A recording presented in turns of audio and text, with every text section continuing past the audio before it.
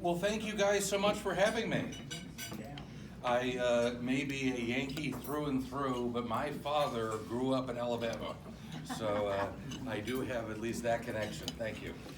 I speak to Republican groups all over the United States on a wide variety of topics, more or less related to free market economics. I try to help people understand how things work, is what I try to do.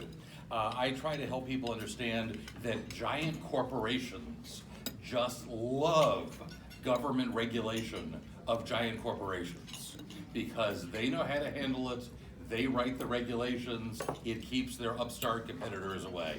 I help people understand that if you shut down the entire economy over a virus and then print $3 trillion of brand new money out of thin air and hand it out to people in exchange for not working, you get inflation. I'm not sure how surprised you guys were, but it should not have been surprising. I help people understand that if you hire people based on race and gender and ignore whether or not they're competent, that's not only grossly unfair, but if you continue doing it, you will end up inevitably with Kamala Harris. So I was going to talk with you guys this morning about a topic that a lot of people are talking about, and that is that our country seems more divided today than it's been in a very long time. And I have a few thoughts on that. The first one is that it's not our fault. I was observing just a couple months ago the 38th anniversary of the first vote I ever cast. It was for Ronald Reagan. And the hopes and dreams and ideals and principles that led me to support Ronald Reagan in 1984 inform my voting to this very day. I think I've been the model of consistency over these 38 years. On the other hand, we have this left in our country, and it seems like you hear something new every day. It's democratic socialism. It's transgendered bathroom privileges. It's the Green New Deal. It's defund the police. And I don't think that poor Walter Mondale back in 1984 heard any of that stuff. The question is, who are these people? What is this actually about? And what does it mean for us? That's what I want to talk to you about. I want to talk about understanding the modern left, because it's probably the biggest, scariest phenomenon to hit our country in a long time. And if one were trying to understand the modern left, I think your first question would be, what are their principles? Because we keep hearing policy proposals. The government needs to have free health care, apparently provided to the entire population of planet Earth. We need to have some kind of a genocide against flatulating cows. And on it goes. What are the actual principles that inform their policies? That's the first question. And it's actually the easiest question of the day, because there aren't any.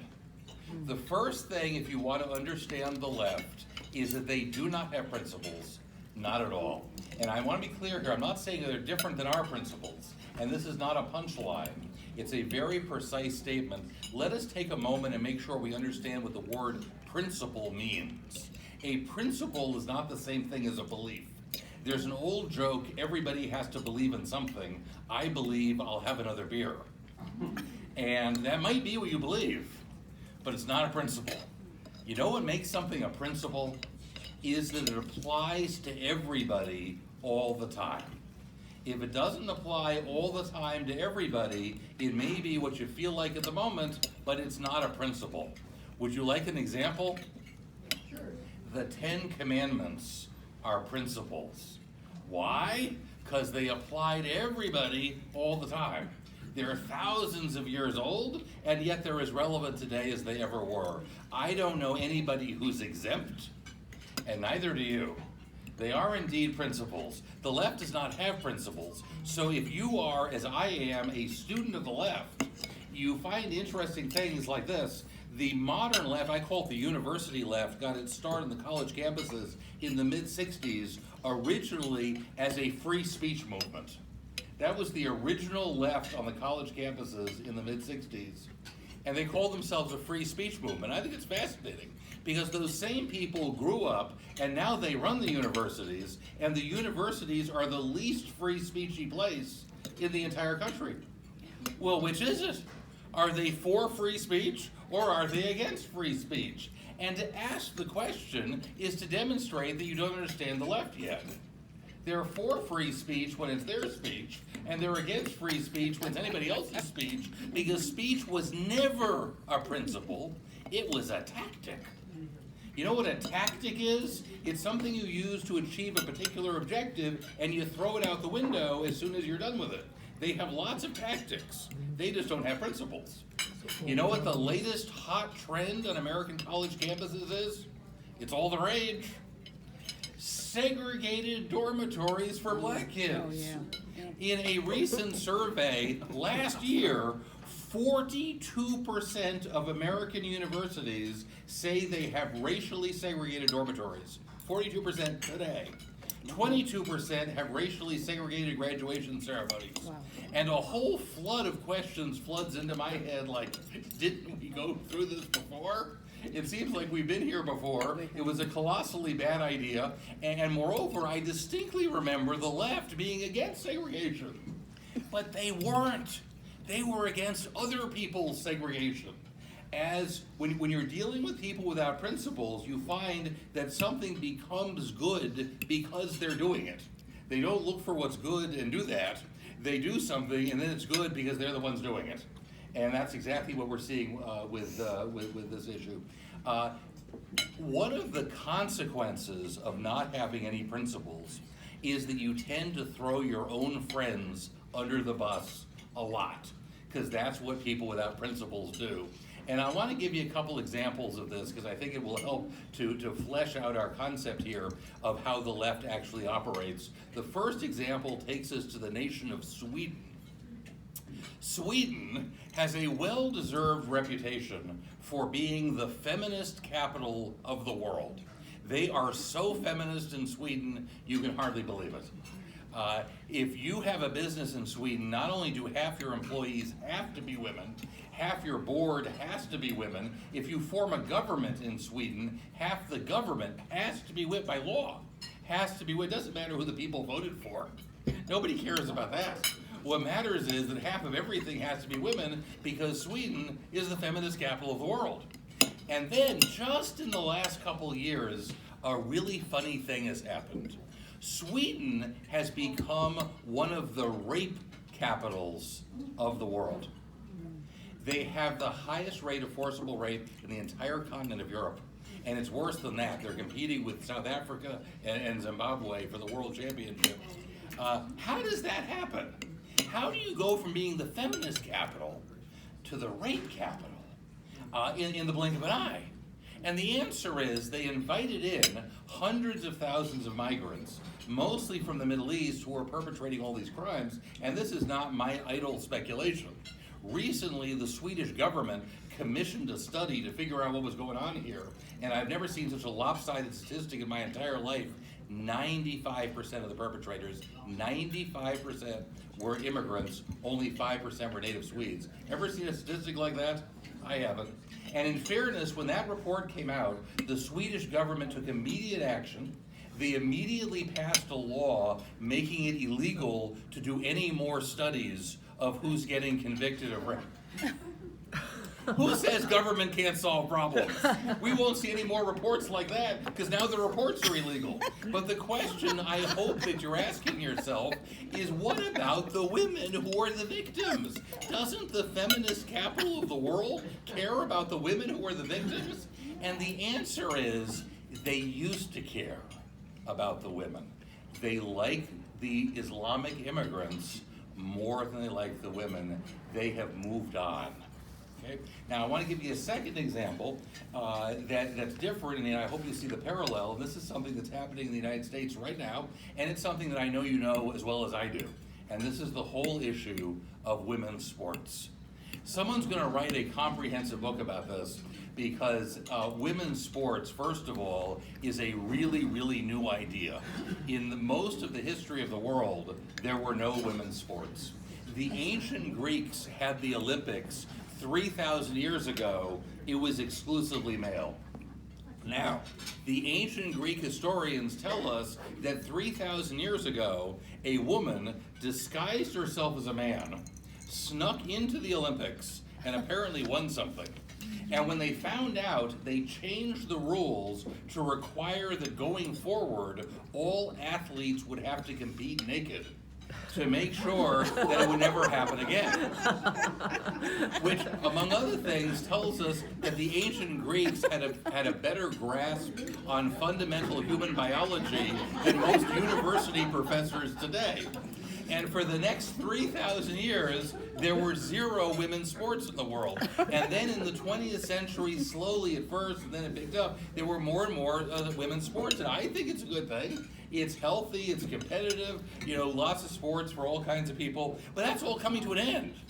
People who saw the beginning of women's sports are going to live to see the end of women's sports because of the concept that men who claim to be women but aren't get to compete in the sports on the same terms as women, which is absurd because men and women are different, something that everybody knew up until about 10 minutes ago. Women's hips are designed to give birth to babies, and it's a neat trick. I can't do that. Men's hips run faster. Nothing wrong with it, just the way God made us. And I always say if women could run faster than men, I might have never gotten married. So there we go. I made that joke last year in Oklahoma, and somebody said, "Oh, you would have gotten married. You just wouldn't have 6 kids." So it's all how you look at it, is what I say. But the point is that if we continue down the path that we're on, there will be no more women left in women's sports, right? You know what the WNBA is, the women's NBA? If I own a team in the women's NBA, and I can put 5 men on the court who are each a foot taller than every woman in the league, how many women will be left in the women's NBA? And the answer is 0. The women's NBA will become an exclusively male sport.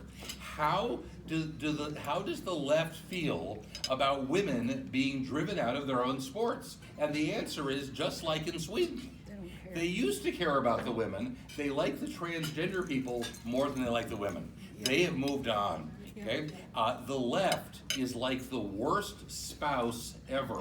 The minute somebody else comes along, they're like, "Bye-bye, honey, it's been great, but I found someone new. I'm heading on down the line," okay? I want you to understand, they will throw the transgender people and the Muslim immigrants under the bus also. As soon as they find somebody new they like better, it is the very essence of who they are. And so far, I think I may be leaving you with something of a mystery. You're saying, he's saying we've got this big, scary, dangerous force in our country, and then he's telling us that they don't believe in anything at all. You might be saying to yourself, well, what's the point? If it's not about anything, what is it? And it's a good question.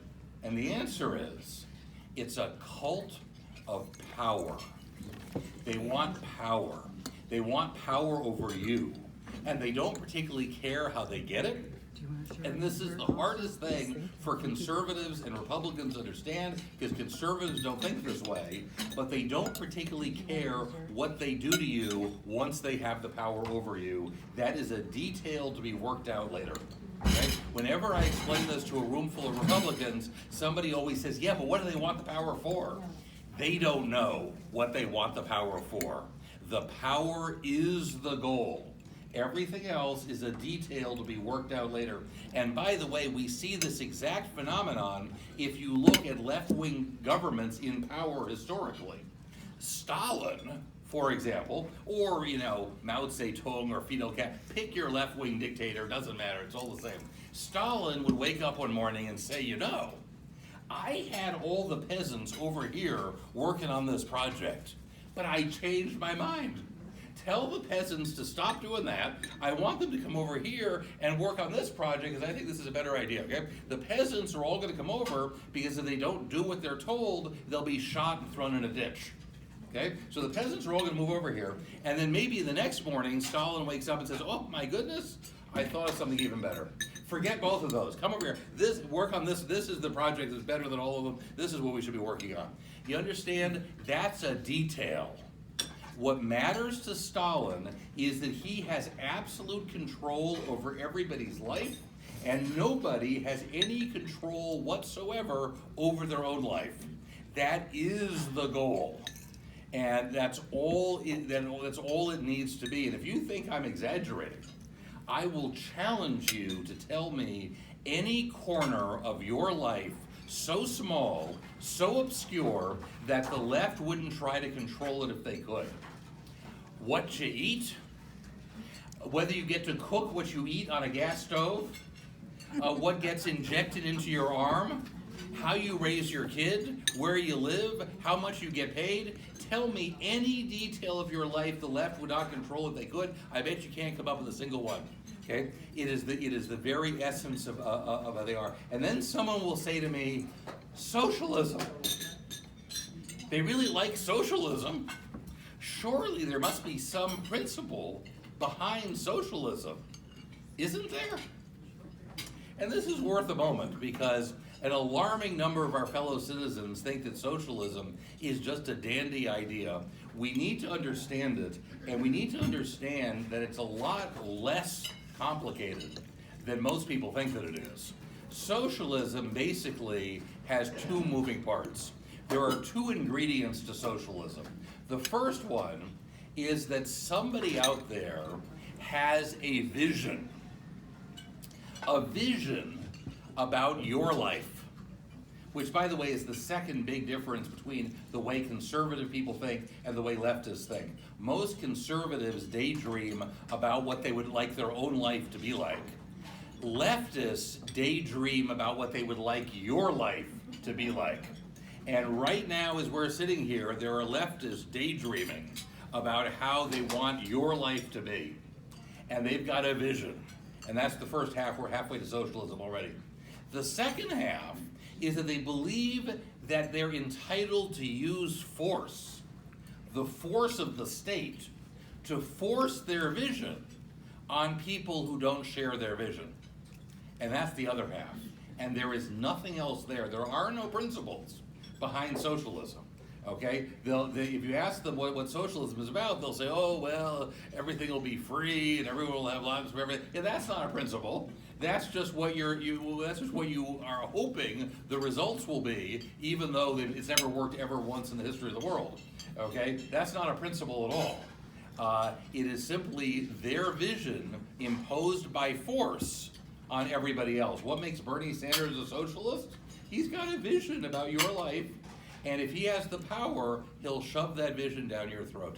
You know who else was a socialist? Hitler was a socialist. He was the head of the National Socialist German Workers' Party. Sounds pretty socialist, but let's check this out.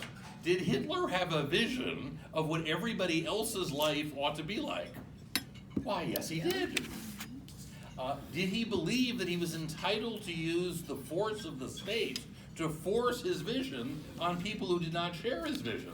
Why, yes again. Absolutely. I mean, that's all there is. Well, he passed both tests. And I want to be careful here. I'm not suggesting that Bernie Sanders and Hitler have the same vision. I'm sure they don't.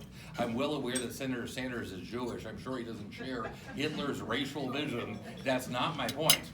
My point is not that they have the same vision, but they both have a vision. In both cases, their vision is about other people's lives, and they both believe that they're entitled to use force to force their vision on people who do not accept their vision. That is what they absolutely have in common. And if Bernie Sanders were here in this room with us today having lunch, what would he say about what I just told you? Because I know exactly what he'd say. He'd say Hitler's vision was bad, and my vision is good. And it's fair enough. But what if Hitler were with us today having lunch? What would he say? He would say Bernie Sanders' vision is bad, my vision is good, so there. And that's a kind of a microcosm of our future under the socialists. Because the socialists, if they win, will immediately start fighting with each other because they don't agree on very much, except they all really like power. And then we and our children and our children's children will get to spend the rest of eternity living at the whim of whichever socialist ends up on top of the socialist big pile and wins the right to impose their will downward on all of us below. So if you're with me so far, you understand that this battle, and we are in a battle, but it's not a battle between our principles and their principles, because it can't be, because they don't have principles. It's a battle between whether you want to live in a country that's based on principles or a country with no principles at all. You know what happens when your country has no principles at all? It's ruled by force. That's the only thing that's left if you don't have principles. Who's got the biggest stick to beat everybody else down with? Okay? As it happens, our founding fathers were great believers in principle. I've already mentioned that the Bible is full of principles. Principles that apply to everybody all the time. You know what else is? The Constitution. The Constitution is just chock full of principles that apply to everybody all the time, which is why the left hates both the Bible and the Constitution, because it's the exact opposite of what they want. So I want to take the last part of this and talk about a couple of the specific principles that are at stake in our country right now. We can come up with hundreds, but time is short. I was going to talk about three very quickly. The first one I mentioned briefly already is freedom of speech. Freedom of speech has never been so endangered in the United States as it is right now, and the warning signs are everywhere. Both the New York Times and the Washington Post have printed multiple editorials to the effect that free speech has got to go. According to the New York Times, free speech is incompatible with democracy. To save our democracy, we must end free speech in the United States, according to the New York Times. I think that future historians will marvel at the fact that the war against free speech was led by the newspapers. But we live in ironic times, and there you go. Another warning sign is this. When I was a kid, there were lots of countries that also had free speech. Countries like us, Western, European, English-speaking kinds of countries like Canada and Australia and the United Kingdom and West Germany and France, and they all used to have free speech. Today, none of them do. Free speech is dead in every major country on earth except the United States. Did you know that? Okay. The question you might be asking yourself is, what killed free speech in all these other countries? And I want you to understand, I'm not talking about Mongolia and Cuba. I'm talking about our NATO allies don't have free speech. How did free speech end in our NATO allies? And the answer is, it ended through the concept of hate speech. Okay? When the left came to end free speech, they said, we're not going to get rid of nice, happy speech. You can talk about how nice the weather is, that's fine. But we're just going to get rid of the hate. You don't want hate, do you? You don't look like a hateful person. You won't miss that hate, will you? Well, let me tell you what that means in real life. You know what the biggest political issue is in Europe today, and let's say for the last 10 years? For the last decade, what's been the biggest political issue in the entire continent of Europe? It's not even close. It's immigration. Europe has been flooded with millions of immigrants, and that's all anybody wants to talk about. And if you're in favor of the immigration, you can talk about that all you want. That's fine. If you're against it, or if you think it should be handled differently, or maybe there should be some limitations, that's hate speech. And it's illegal. They'll put you in jail. In London, England, they're having the worst crime wave in the history of London, and it's a very old city right now. Worst crime wave in history. It's caused by the immigrants. And everybody knows it, but nobody can say it. Because if you say that in England, they'll put you in prison. Okay? They've taken 1,000 police officers off the streets of London, put them behind computers to monitor what people are writing on Facebook and Twitter and YouTube so they can go arrest them if they express the wrong opinion. They're arresting 12 people a day in the UK for expressing the wrong opinion online. This is just an anecdote, but one story I saw was a 68-year-old widow who wrote on her Facebook page, she said, I'm worried that all this immigration is going to lower the average IQ in Britain. Well, she's been arrested and is going to spend the next 2 years in His Majesty's prison for the crime of expressing that opinion. And before someone asks me whether she might have been right, it doesn't matter. The courts in Europe have all ruled that truth is not a defense. You could prove that what you said is 100% scientifically accurate without a doubt in the world. It doesn't matter. That truth offends somebody, you're going to prison. You've committed a truth crime. And I'm exaggerating slightly. It's not about offending anybody. There are some people you can offend. If you, for example, offend, let's say, Christians, nobody's going to jail for offending Christians, promise. If, on the other hand, you offend Islam, you better put your hands behind your back and get ready for the cuffs, because that's what's going. In Canada, they're right next to us, In Canada, if a man comes up to you in a dress and he says, I'm a woman, and you say, no, you're not, you're a man in a dress, is what you are. 2 years in prison. You're required by law to agree with them. You don't agree to them, you are going to the penitentiary, my friend. Okay? The left is desperate to bring this to the United States. It's the tippy top of their agenda. And if they could get the votes in Congress for a constitutional amendment, they do it. What's more likely is through the Supreme Court. If the Democrats stay in long enough and a couple more Supreme Court justices, pass away, you will get a Supreme Court that will just define freedom of speech away. They'll say, well, freedom of speech doesn't apply, if we don't like it. So, that'll be the end of that. What do you need, like 2, 3 Supreme Court justices? And there we go. They're the only people holding free speech back. And I'll tell you one last point on this. I told you I've been watching politics for 38 years. I know when the Republicans come in, they always cut the tax rates. And when the Democrats come back, they raise the tax rates. And then the Republicans come back again and lower them again. I've been watching that ping pong ball bouncing up and down my entire life. When free speech is gone, it is gone. It'll be 1,000 years before there's free speech on this continent again. The second principle I wanted to draw your attention to is about the way our judiciary works. I was watching an interview with Justice Scalia on YouTube. And I was happy to, because he was my favorite justice. I love Justice Scalia, and I was very happy to watch this interview he'd given a number of years ago to a reporter. And it was YouTube, so when it was over, they recommend something else. And what YouTube recommended immediately afterwards was an interview with Justice Ginsburg. So I saw that. I believe in free speech. I saw that interview also. I sat there for another 40 minutes and listened to her interview, and I got to hear each of them asked a question that you would never ask the other one. Okay? Here's the question they asked Scalia that nobody ever would have asked Ginsburg. The reporter said to Scalia, "Do you ever not like your own opinions?" Is that not a fascinating question? Do you ever not like your own opinions? You know what he said? He said it happens all the time.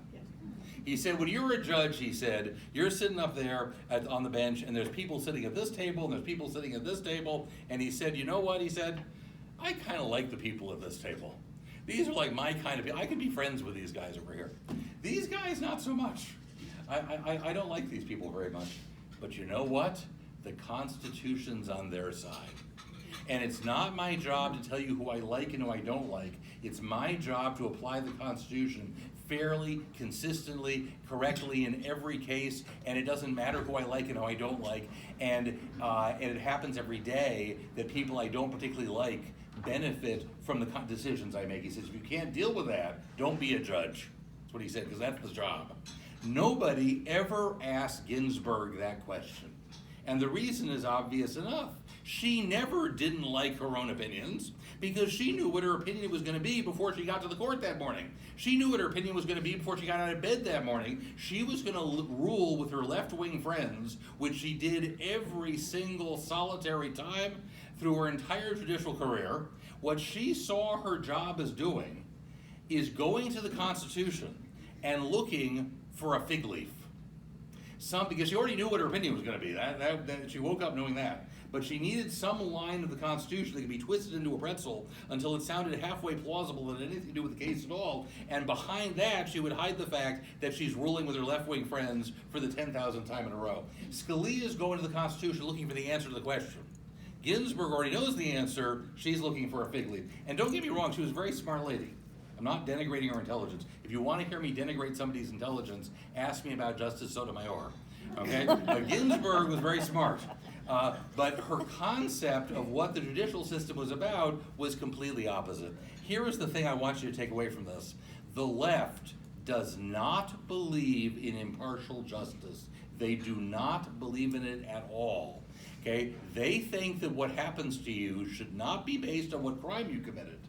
It should be based on what side you're on.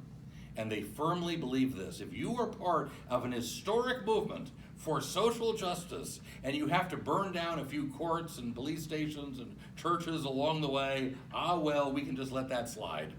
If you wander around the Capitol building for an hour, giving blessings to the police officers who are opening doors for you, but you did it for Trump, you need to be locked up and the key needs to be thrown away. Okay? It's all about what side you're on. I don't want to beat you over the head with Nazi Germany stories, but occasionally they're just so relevant.